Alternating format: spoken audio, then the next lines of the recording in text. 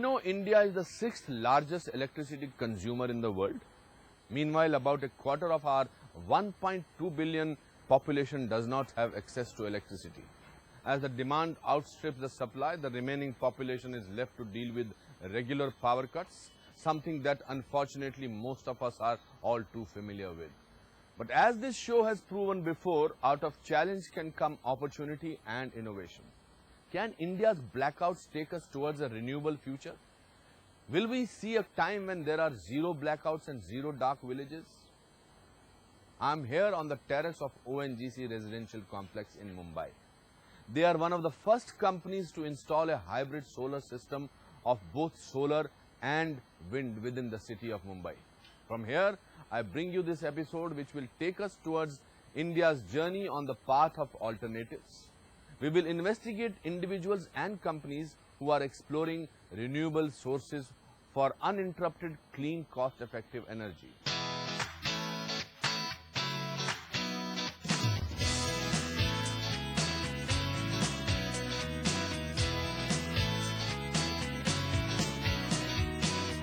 The development of wind power began in 1990s and has increased in the last few years. We have the 5th largest installed wind power capacity in the world.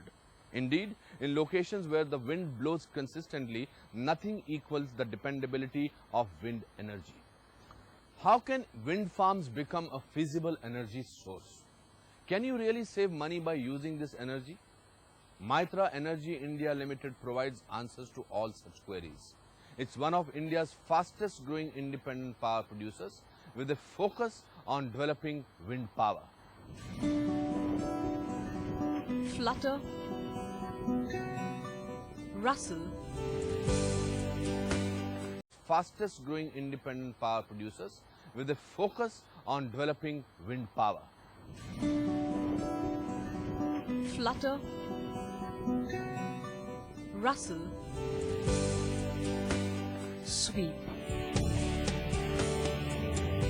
The power of wind is all around us. And what if that same power can be harnessed for producing clean and green electricity in India, which contributes to the state electricity grids? Where one of the biggest challenges is a huge power deficit. That's exactly the idea that entrepreneur Ravi Kailas had when he founded Mytrah Energy in 2010. India had 12,000 megawatts of operating wind assets, and it was the 5th largest wind energy producer in the world in 2010, but the average ownership was only 10 or 12 megawatts, and we had no company of any size or scale in India at that time where wind energy was a key part of their business. Set in Anantapur district, 300 kilometers from Hyderabad, is one of the sprawling wind farms where Mytrah Energy has its presence. This is also one of the places where the team behind Mytrah Energy is seeking to give wind power an equal play in the country's energy basket. The idea is to blow away the inertia in the wind energy sector in India, wherever since the first wind turbine was set up almost 20 years ago. No private enterprise has looked at wind as a serious alternative contender in producing utility-scale power. The way that wind energy produces power is very similar to other forms of power generation. For example, in thermal power generation where you use coal. So coal is used to heat water, and the water moves the turbine, and that turbine in turn runs a generator that produces power. Similarly, in hydro, there's a run of the water, and that turns a turbine that produces power.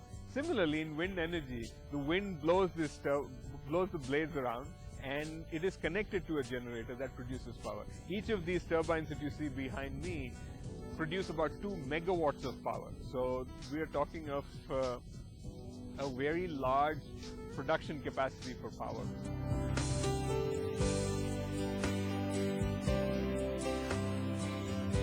Wind was a carefully thought out proposition for Mytrah Energy, and the team at Mytrah believes that India has the potential to add 200,000 megawatts of wind power over the next 30 years and make it as cost effective as other conventional sources of power.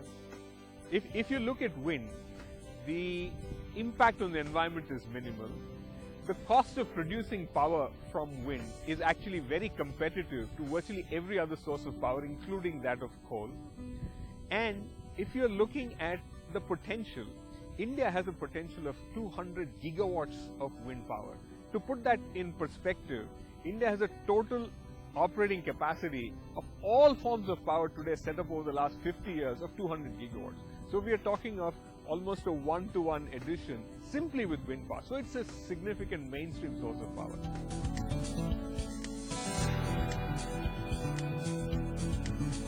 Mitra Energy has entered into framework agreements with other established wind sector players, one of which is Suzlon, which is also the world's fifth leading wind turbine supplier, for production of approximately 3,000 megawatts of wind power. Suzlon has introduced always, Suzlon has always been at the forefront of technology. We have deployed double-fed induction generator technology, which is one of the most advanced technologies. We have actually a full-fledged technology center in Germany for product designing, developing, and system designing, of wind turbines. And then we also have a full-fledged blade design and development technology center in the Netherlands, in Hengelo. We found a Suzlon in Mitra. When we started off Suzlon, we had great dreams, great vision, and we found a similar vigor in Mitra. So why not partner with Mitra and deliver what the country wants? From a rank outsider to the wind industry, to making Mitra Energy a company that has made India sit up and take notice of a potent, cost-effective and a renewable form of power.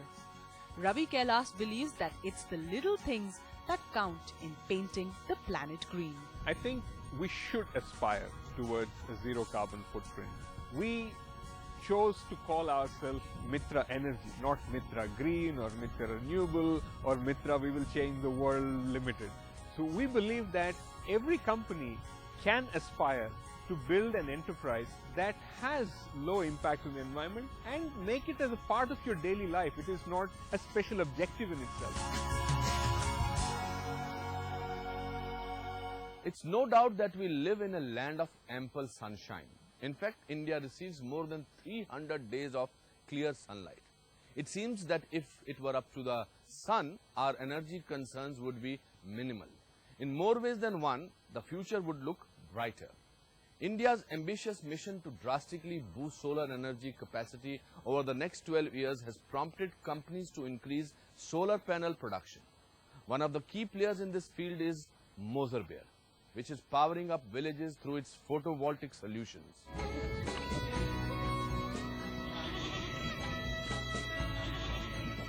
Rona Ram has been living near the Tivri village in the Jodhpur district of Rajasthan for the past 60 years.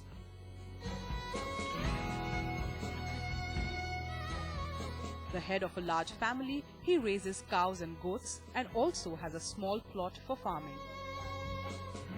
But his life and those of his neighbors underwent a major transformation 2 months ago.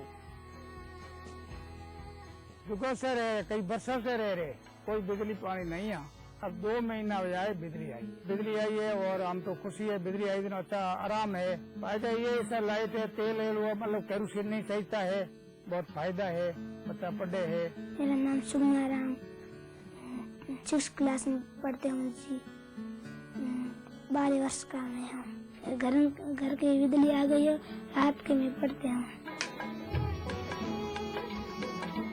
Studying in the night without breathing in the toxic fumes of a kerosene lamp, making plans of purchasing a fan to beat the scorching heat of Rajasthan. These are just some of the joys of electricity that have finally reached Rona Ram and his family in their remote home. They get power from the state grid, which in turn is supplied with electricity from this solar farm set up by Moser Beer. So our plant in Tivri, which is about 40 kilometers from Jodhpur, is amongst the first plants that came up in India. The total size is about 5 megawatts. It uses in excess of 60,000 amorphous silicon quarter-size panels. It cuts down carbon dioxide emissions by about 8,000 tons annually. and it powers close to 10,000 homes in that area. 1 out of every 4 Indians today really has no access to power. We're talking about living in darkness, and that too for a country which receives 300 days of clear sunlight. And as we stand on a sunny day like this in Rajasthan, just 5% of this sunlight can be used for eliminating darkness, eliminating all of the power shortages in the country, achieving shunya, power deficiency. Realizing the potential of solar energy to generate power, Mozaber ventured into the field in 2006. 7 years down the line, they are one of India's largest manufacturers of solar panels and modules, which are manufactured at their facility in Greater Noida. This is India's largest integrated manufacturing facility with 3 different technologies and currently focusing primarily on crystalline silicon. Module being the single most important component of the plant that gets constructed to deliver power in the development side.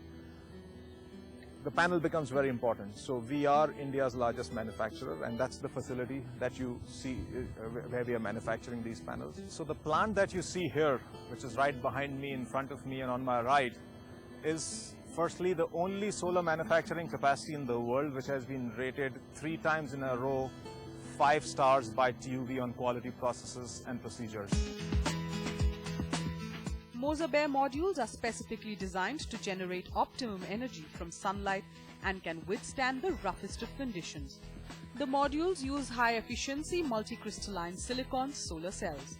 So just what is the science that is converting sunlight into electricity? So these panels, as you see them, is made up of 4 layers. The first layer is that of glass. That's the one that is getting all of the sunlight. And then there are 3 layers. DuPont actually supplies materials into 3 out of the 4 layers here. And because of the innovation and the technology inputs that we constantly put into these panels are then able to convert the electricity far more efficiently. And when we're talking about the technology here, the crystalline silicon technology, it has its genesis in the sand. It's got the sand which you can actually see on the seashore by the riverbeds, and that is then purified and then made into small cells like these. And these cells are then strung together to make a panel, which then converts the sunlight into electricity. Mozaber photovoltaic solutions are suitable for all sorts of purposes, be it residential, commercial or industrial. Jammu and Kashmir is blessed with amongst the best quality of sun, more so in the Ladakh and Leh region where crystalline silicon technology works the best, because at high amount of sun but lower temperature is the best conditions in which solar energy operates. So that's the best available in these parts of the country. We powered some 21 state-run hospitals in the state of Jammu and Kashmir with almost 1.5 megawatts cumulatively installed. Solar energy is already making impacts on lives and bringing already the levels of energy poverty to 0 in that state.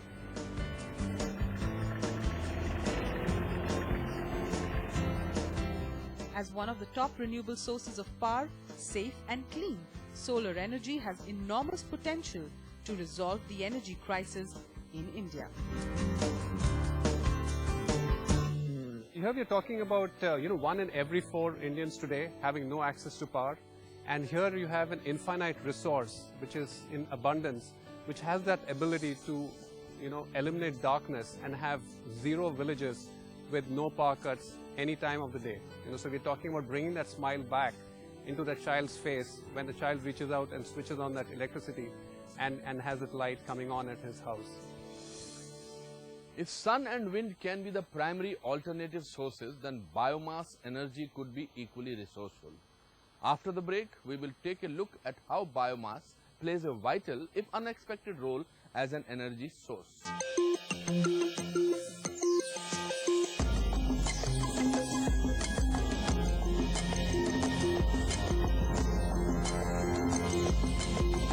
After having a son, I began to be more concerned about his future the way we live now, burning the fossil fuel, we need to step up and do something about it.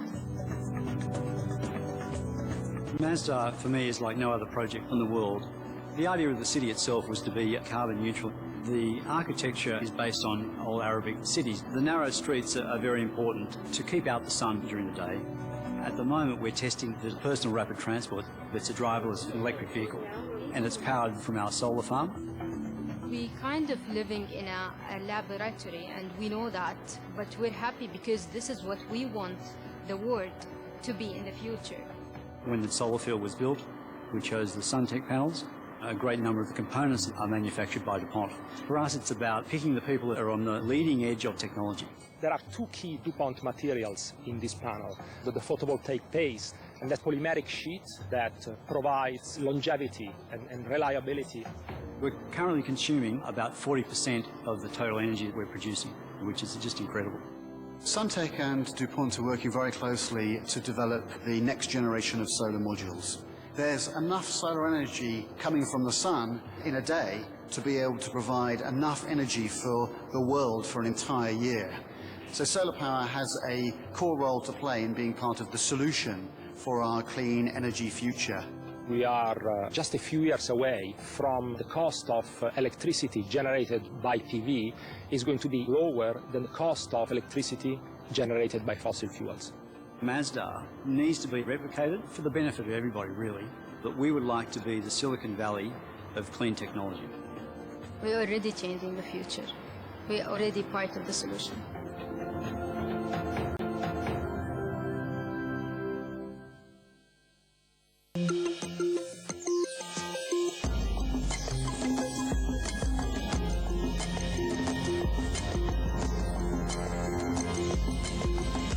Heaps of waste are not only an eyesore, but more importantly, they are an environmental hazard. The rapid depletion of fossil fuel reserves and the rise in fuel prices present a window of opportunity for biofuels. It's true that using unwanted agricultural waste for energy harnessing is relatively a new phenomenon. Developing countries cannot afford to use edible oils as a power source. But at the forefront of this emerging field is this company that is helping bio-waste meet local energy needs. Bhagyama from Banglagoda village in Andhra Pradesh used to grow regular dryland crops in her semi-arid land. But her income doubled 2 years ago when she started cultivating sweet sorghum.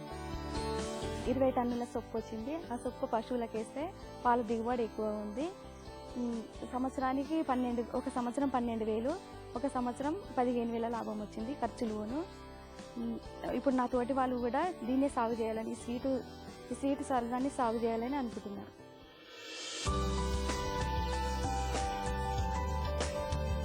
She is one of the many beneficiaries of ICRISAT, or the International Crops Research Institute for Semi-Arid Tropics, which promotes the cultivation of sweet sorghum, a multi-purpose crop. Sweet sorghum is a multi-purpose bioenergy feedstock that offers fuel security without compromising food, feed, and fodder security. Sorghum as a crop is primarily grown for its grain productivity. It is being grown currently in more than 42 countries. First generation ethanol production is met through conversion of sugars accumulated in the stalks of sweet sorghum through Saccharomyces fermentation.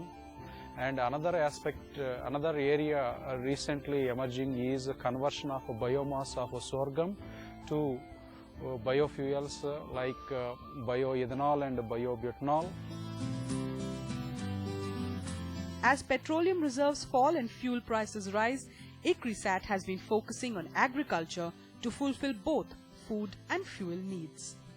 The dependence on polluting fossil fuels can be reduced by enhanced usage of ethanol by blending with petrol.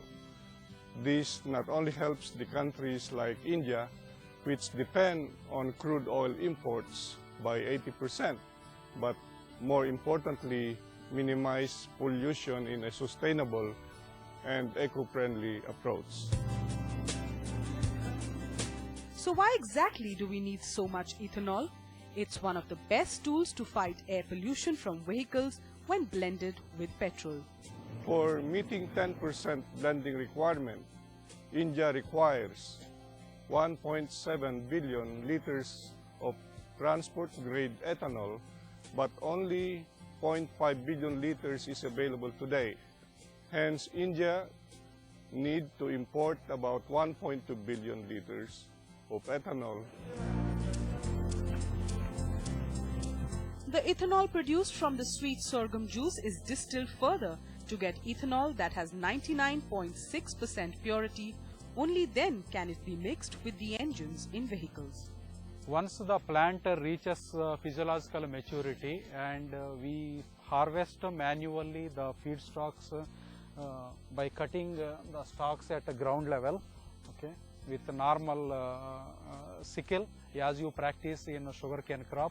The harvested material will be bundled along with the leaves, and the panicles will be harvested at the field only, and they will be threshed upon drying, and the bagged stems will be transported to the distillery, and in the distillery the stems will be crushed to extract the juice, and the extracted juice will be treated, will be clarified initially, okay, to remove the starch and chlorophyll, and the clarified juice will be fermented with baker's yeast. ICRISAT also joined hands with the private distillery to produce this high-octane ethanol from sweet sorghum stock. We also worked with the partners like Rusni and Tata Chemicals Limited to propagate, promote the sweet sorghum value chain so that the returns will reach to the farmers, smallholder farmers who take up cultivation of sweet sorghum. No part of the plant is wasted. The residual stock material after juice extraction is used as fodder. After extraction of the juice, whatever the byproduct that comes out is bagasse, and these bagasse can be used as a roughage source for feeding of the dairy animals like buffaloes, cows, and also meat producing animals like sheep and goat. So by selling these bagasse in the market, the processor, the sweet sorghum processor or the ethanol producer, he can fetch around 60% of the stack price which he pays to the farmer.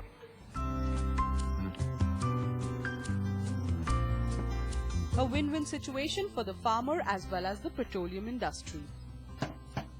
ICRISAT's sorghum venture is together making a difference as an alternative source of energy.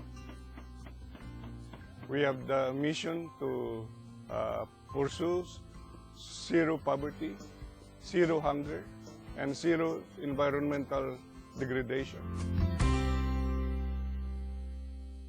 In a country where blackouts are so common that we take them in our stride, the value of sustainable electricity cannot be undermined. Limited fossil fuels cannot perpetually produce our electricity. Mytra Energy through its wind turbines, Mauser through its solar panels, and ICRISAT with its biofuel have demonstrated the abundant potential of renewable sources of energy.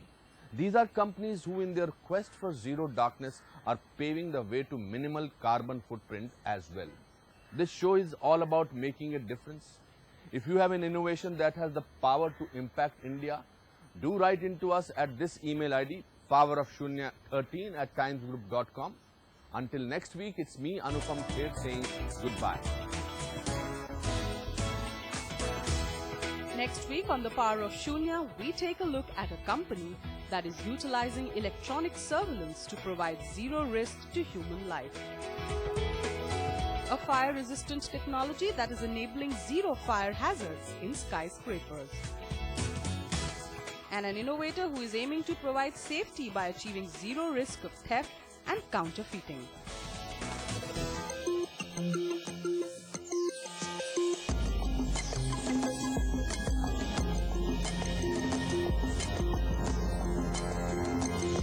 मैं जन्म से किसान हूँ। मैंने अब से 4 साल पहले बोरवेल की वजह से गन्ना बोना अपने खेत में बंद कर दिया, वो बिल्कुल उखड़ गया। इस समस्या का हल ढूंढने की कोशिश कर रहे थे। हमने कई किसानों से मुलाकात की और कोराजन उसकी हमने टेस्टिंग शुरू करी। और उसमें जब पैदावार अच्छी होगी तो उसमें मुझे इनकम भी अच्छी होगी।